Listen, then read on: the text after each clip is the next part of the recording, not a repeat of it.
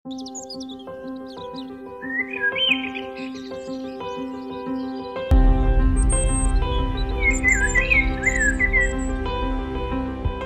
bicara soal hidup dan penghidupan manusia, tanah adalah muaranya.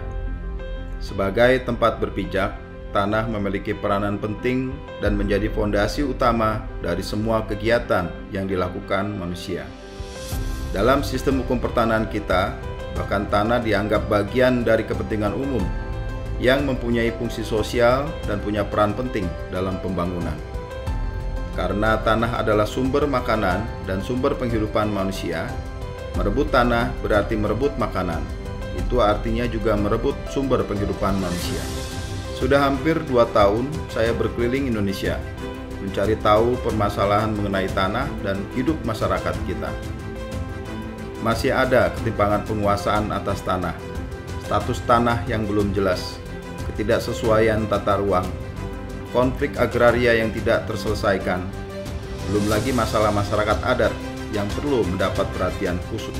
Semua ini membutuhkan kolaborasi dan kerjasama guna mengatasinya, agar tidak menjadi beban di masa yang akan datang. Untuk itulah, kami melalui gugus tugas reforma agraria terus berupaya mendorong penyelesaian permasalahan agraria dan tata ruang melalui kolaborasi dan integrasi antar kementerian lembaga, dunia usaha, dan pemangku kepentingan lainnya.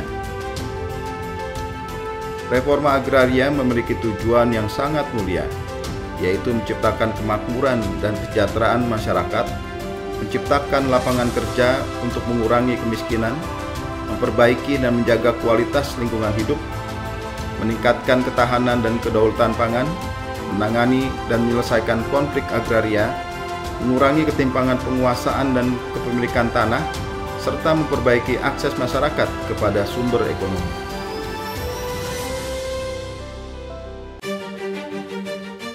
Reforma agraria juga perlu dilakukan secara kontekstual, dengan misalnya menghormati masyarakat adat yang menguasai sebuah wilayah, baik di daratan maupun di wilayah perairan. Reforma agraria di wilayah pesisir dan pulau kecil juga menjadi perhatian kami untuk memberikan kepastian hak serta dukungan akses bagi masyarakat yang secara turun-temurun, bahkan sebelum NKRI terbentuk, telah hidup di atas air dan menggantungkan kehidupannya dari hasil laut. Itulah kearifan lokal yang harus kita jaga dan kita lindungi. Selain itu, wilayah perbatasan juga menjadi perhatian kita bersama. Memberikan kejelasan kepemilikan berupa sertifikat tanah yang berada di area perbatasan, membangun kawasan pedesaan yang berakselerasi menjadi kawasan perkotaan, dengan mengembangkan potensi yang dimiliki untuk kesejahteraan masyarakat perbatasan melalui perwujudan pola ruang dan struktur ruang. Tujuan mulia ini harus kita kawal secara bersama. Perlu kerja keras dan dukungan dari seluruh pemangku kepentingan sehingga kehadiran negara dapat dirasakan oleh seluruh lapisan masyarakat Indonesia.